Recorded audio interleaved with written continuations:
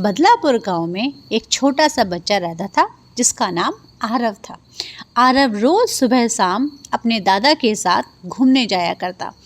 एक दिन नदी के किनारे उसने देखा कि कुछ लोग पत्ते में खाना रखकर पूजा कर रहे हैं, खाना पानी में बहा रहे हैं, पंडितों के साथ मिलके भोजन दान कर रहे हैं। तो उसने बड़े उत्सुकता से सबको देखा और दादाजी से पूछा कि दादाजी, ये लोग ऐसे क्यों कर रहे हैं, क्या चल रहा है ये। और छोटे बच्चे जब पानी में डाल रहे थे तो उसको बड़ी उत्सुकता हुई ये सब पूछने की। दादाजी छड़ी के सहारे बैठे हुए थे और उन्होंने उसको बताया कि बेटा ये श्राद्ध का टाइम है। तो उसने पूछा, दादाजी श्राद्ध क्या होते हैं।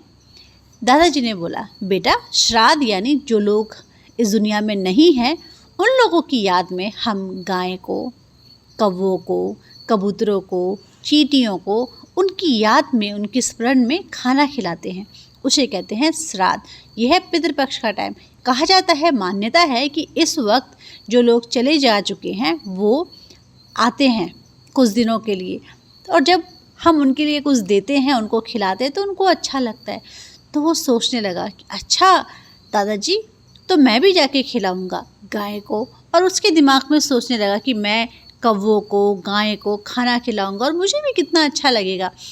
और दादाजी की बातों में वो सोचने लगा कि मैं घर जाके अपने कौवों के लिए कुछ ना कुछ करूँगा, खीर पूरी कुछ ना कुछ तो मैं ज़रूर करूँगा। तो दादाजी ने उससे बताया कि बेटा ये सब करना बहुत पुण्य का काम होता है, इससे हमें बहुत सा आशीर्वाद मिलता है।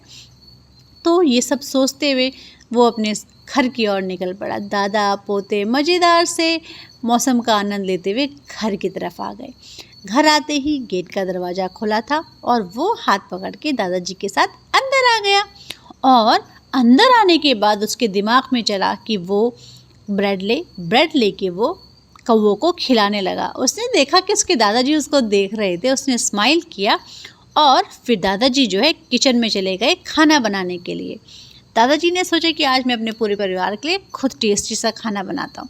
सब ने मिलके अच्छे से खाना खाया और खाना खाने के बाद हो गया रात के सोने का समय और सब लोग हंसी मजाक करते खाते पीते सोने के लिए चले गए। हैव अ ग्रेट डे बेटा।